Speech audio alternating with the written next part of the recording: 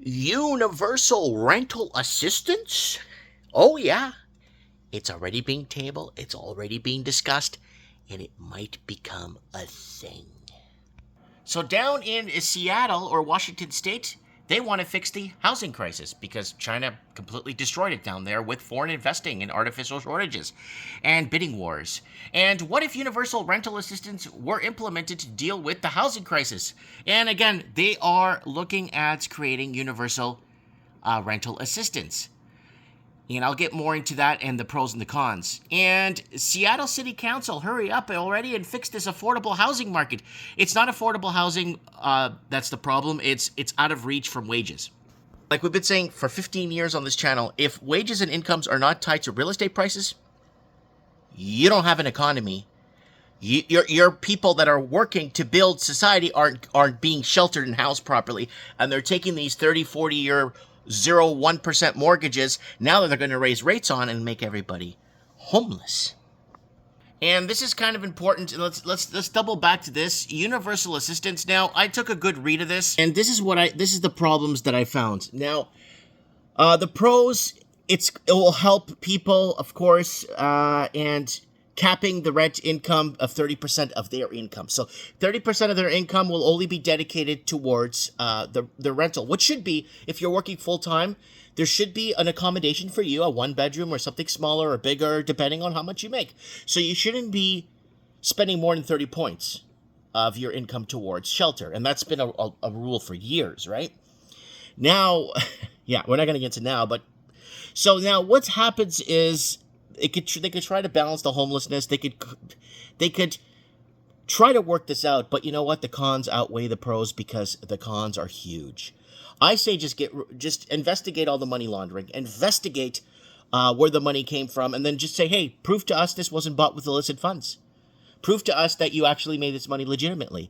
Like if a Canadian person, like when I bought my house here in Canada, and I have a business in Canada, they had to make sure I wasn't money laundering when I bought my house.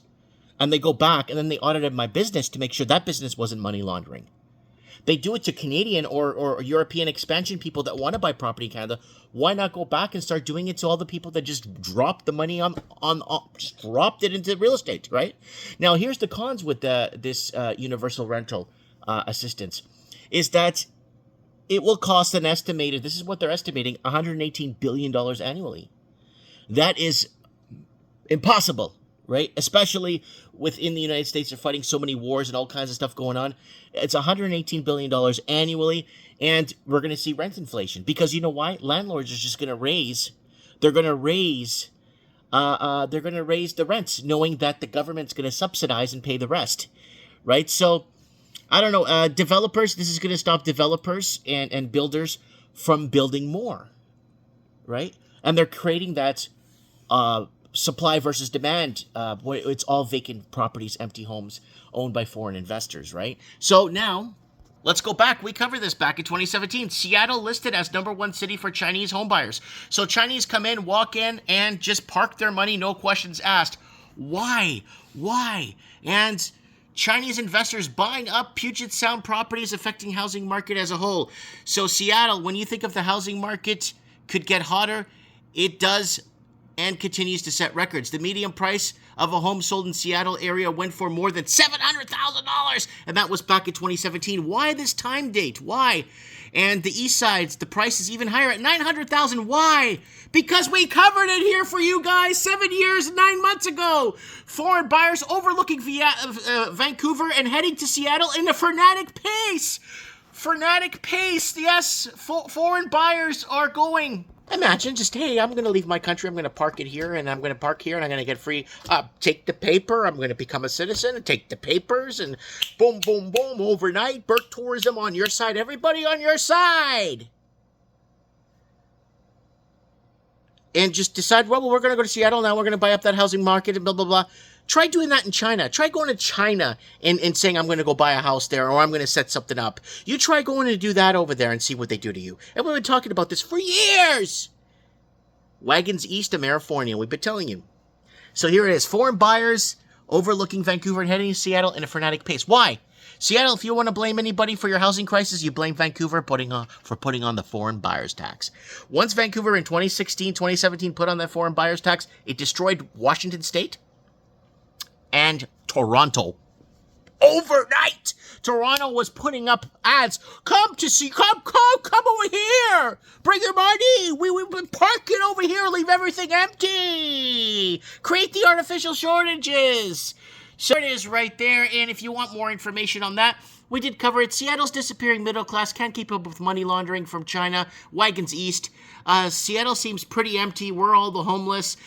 Chinese destroying Seattle, King County housing market, CCP, money laundering, there's so much. CPP destroying Seattle housing market, $70,000 annual, not enough to live. Mass exodus ahead 6 years ago. We've been covering this for years. Chinese to take over Seattle housing market. Amerifornia is coming. Vancouver foreign buyers tax. There it goes, right there. Once they implemented the foreign buyers tax, we're already warning you guys that they were going to go down. Seattle heading for crash. CCP money laundering out of control. Amerifornia wagons east.